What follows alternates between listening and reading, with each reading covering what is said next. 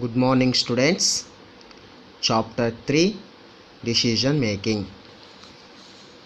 Decision Making Introduction.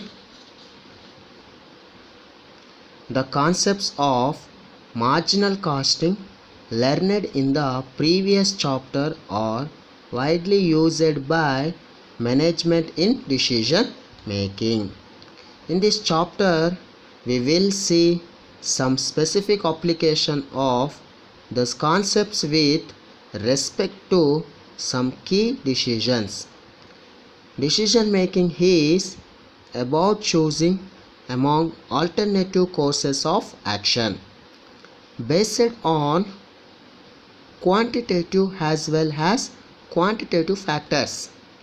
In this chapter, we will focus on quantitative factors. Students must note that decision making is not based simply on the concepts of variable and fixed cost.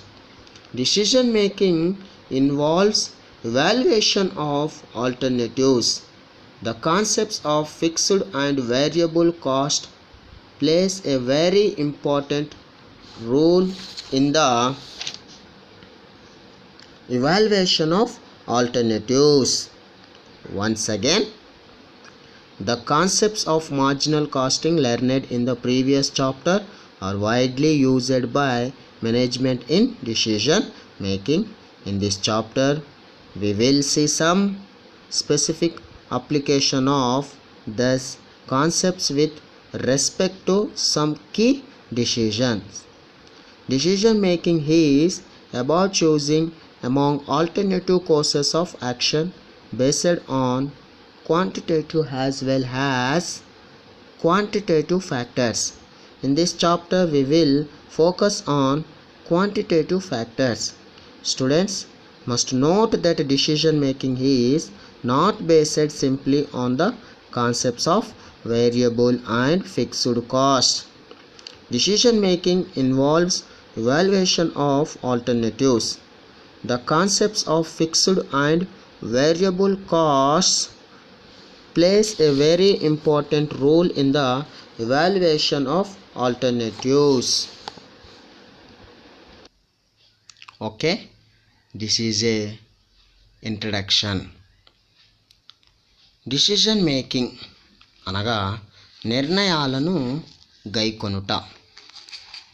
గత అధ్యాయంలో నేర్చుకున్న marginal casting భావనను management నిర్ణయాలు తీసుకోవటానికి విస్తృతంగా వాడటం జరుగుతుంది. ఈ అధ్యాయంలో ఆ భావనల ప్రత్యేక వినియోగాన్ని మరికొన్ని ప్రధాన నిర్ణయాల ఆధారంగా నేర్చుకుందాం. అందుబాటులో ఉన్న పరిమాణాత్మకమైన మరియు గుణాత్మకమైన కారకాలను ఆధారముగా చేసుకొని వివిధ ప్రత్యామ్నాయాలలో ఎంపిక చేసుకున్న నిర్ణయాన్ని గైకొనడం జరుగుతుంది. పరిమాణాత్మక కారకాలపై ఎక్కువ ప్రభావాన్ని చూపించటం జరుగుతుంది. నిర్ణయాలను గైకొనడం అనేది కేవలం చర మరియు స్థిర వ్యయాల యొక్క భావనపైనే ఆధారపడి ఉండదు. వివిధ ప్రత్యామ్నాయ మదింపు నిర్ణయాలను గైకొనడంలో ఉంటుంది. ప్రత్యామ్నాయాల మదింపులో స్థిర మరియు చర వ్యయాల భావన ప్రధాన పాత్రను వహిస్తుంది. ఓకేనా? In this chapter first method is make or buy decision. Make or buy decision introduction. Let us imagine a company X Limited which produces a number of components, assembles them into a product and sells the product in the market. Suppose there is another company Y Limited which is engaged in the production of a particular component C which is used by X Limited. If the sales manager of Y Limited offers to sell the component C to X Limited at a price which is lower than the total cost of production per unit of C of X Limited. The manager of X Limited is faced with a make or buy decision. He has the option of choosing from two alternatives. First one is to continue producing the component in his factory, or to purchase the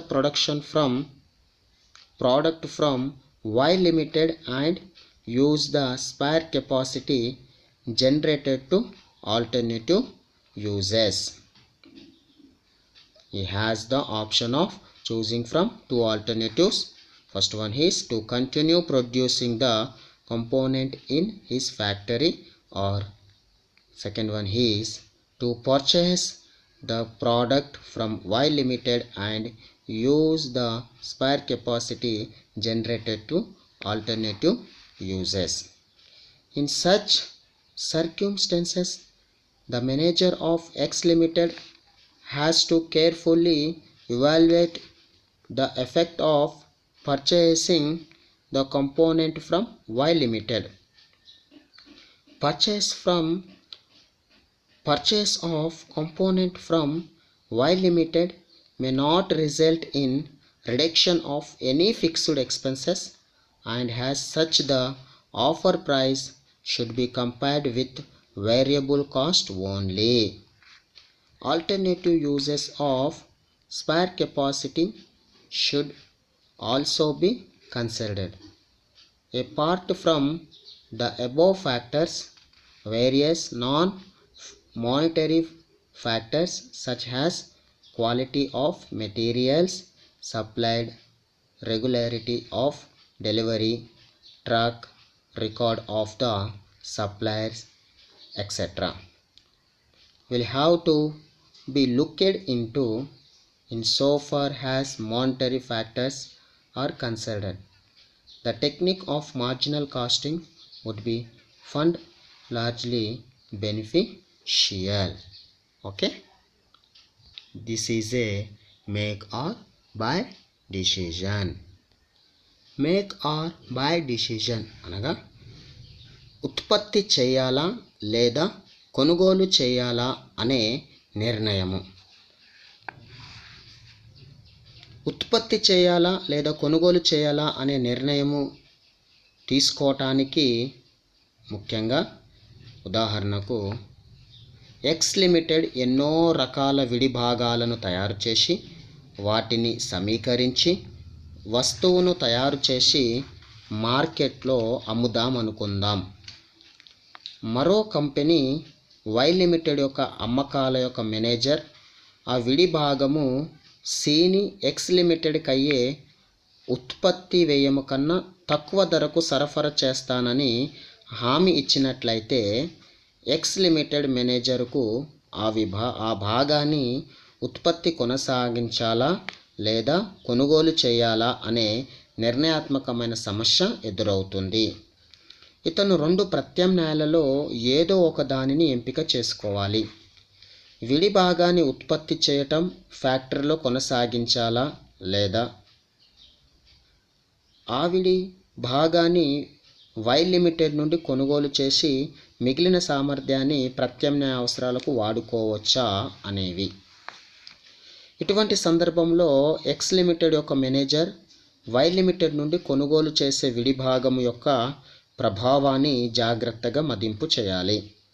ఆ విడి భాగాన్ని why limited నుండి కొనుగోలు చేసినట్లయితే స్థిర వ్యయాలలో ఏ విధమైన తగ్గుదల ఉండదు. కాబట్టి చర వ్యయాలను ఆ కంపెనీ ఇచ్చే ధరతో పోల్చి చూడాలి. మిగులు సామర్థ్యాన్ని ఏ విధమైన అందుబాటులో ఉన్న ప్రత్యామ్నాయాలకు వాడుకోవాలో కూడా పరిశీలించాలి. ఇటువంటి కారకాలనే కాకుండా ద్రవ్యేతర కారకాలైనటువంటి సరఫరా చేసిన మెటీరియల్స్ నాణ్యత, డెలివరీలో క్రమత్వము, సరఫరాదారు యొక్క అనుభవ రికార్డు మొదలగు వాటిని కూడా పరిగణించాలి. చరవ్యయానికి సంబంధించిన ద్రవ్య విషయాలను మార్జినల్ కాస్టింగ్ టెక్నిక్ను ఉపయోగించాలి. ప్రతి వ్యాపార కంపెనీ తాను ఉత్పత్తి చేసిన వస్తువు యొక్క వ్యయం ఎల్లప్పుడూ తక్కువగా ఉండేటట్లుగా ఆలోచిస్తారు. ఉత్పత్తి వ్యయము తక్కువ స్థాయిలో ఉండి అమ్మకపు వ్యయం ఎక్కువ స్థాయిలో ఉన్నప్పుడు కంపెనీకి లాభాలు రావటానికి అవకాశం ఎక్కువగా ఉంటుంది.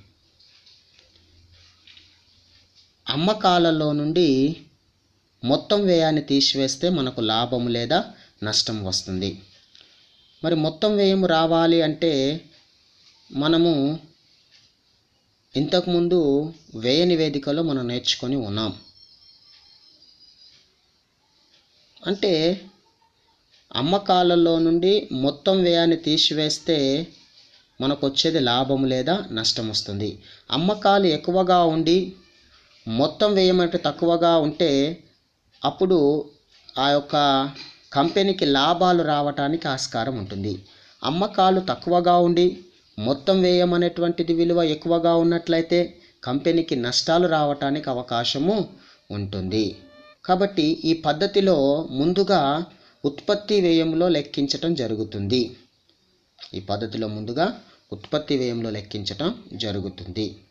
ఉత్పత్తి